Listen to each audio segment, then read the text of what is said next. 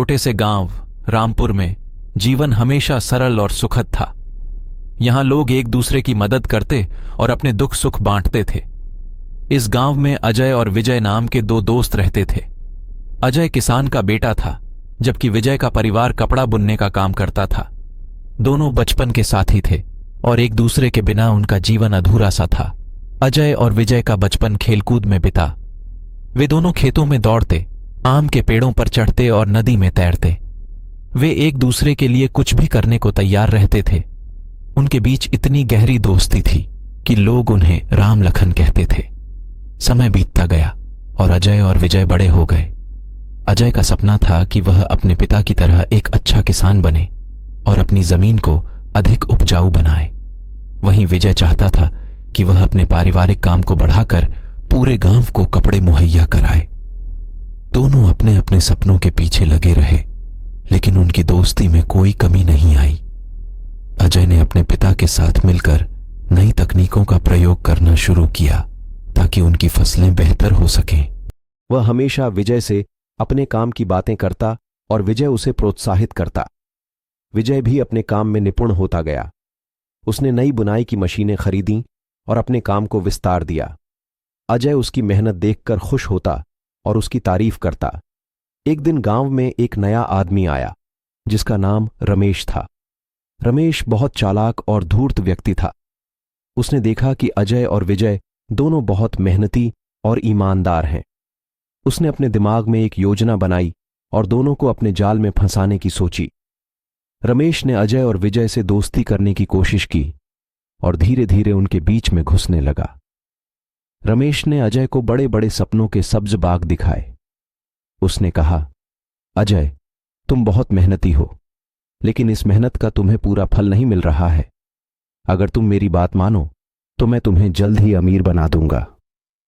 अजय रमेश की बातों में आ गया और उसने उसके साथ मिलकर एक नई फसल उगाने का प्लान बनाया जो अवैध थी और सरकार द्वारा प्रतिबंधित थी।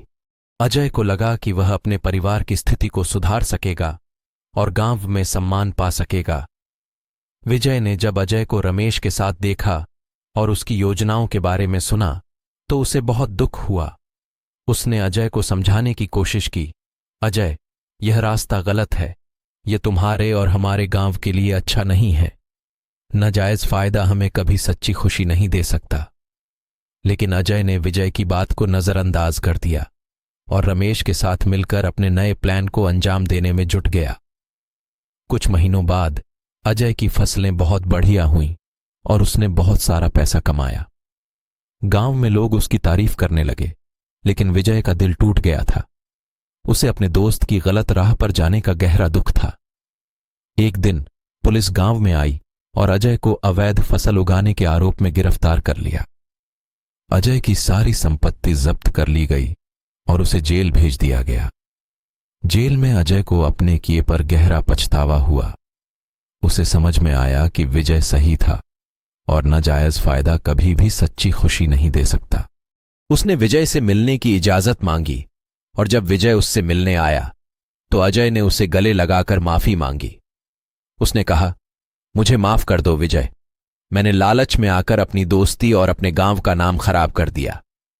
विजय ने अपने दोस्त को माफ कर दिया और उसे हिम्मत बंधाई। उसने कहा, हम इंसान हैं और गलती करना हमारी फितरत में है, लेकिन हमें अपनी गलतियों से सीख लेकर आगे बढ़ना चाहिए। अजय ने जेल से बाहर आने के बाद अपने खेतों में फिर से मेहनत करना शुरू किया, लेकिन इस बार सही तरीके से। विजय ने भी उसकी मदद की और दोनों ने मिलकर एक नई शुरुआत की। अजय और विजय ने एक साथ मिलकर गांव के विकास के लिए काम करना शुरू किया। उन्होंने नए तरीकों से खेती की और कपड़ा बुनाई के काम को भी आगे बढ़ाया। गांव के लोग अब भी उन्हें राम लखन कहते थे, लेकिन अब उनकी दोस्ती और मेहनत की मिसाल दी जाती थी। अजय को अब समझ में आ गया था कि सच्ची सफलता मेहनत और ईमानदारी से ही मिलती है। नाजायज फायदा चाहे जितना भी आकर्षक क्यों न लगे, वह कभी भी स्थायी खुशी और संतोष नहीं दे सकता। विजय की दोस्ती और उसकी सच्चाई ने अजय को एक नई दिशा दी और दोनों ने मिलकर अपने गांव को खुशहाल बना दिया।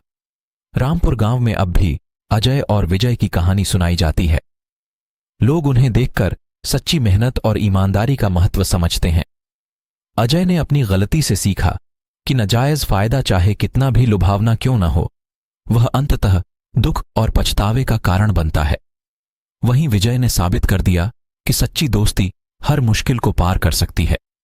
रामपुर के लोग अब भी अपने बच्चों को अजय और विजय की कहानी सुनाते हैं ताकि वे जान सकें कि सही रास्ता ही सच्ची खुशी और संतोष का मार्ग है। अजय और विजय की दोस्ती आज भी उतनी ही मजबूत है और उनकी कहानी एक प्रेरणा बन गई है।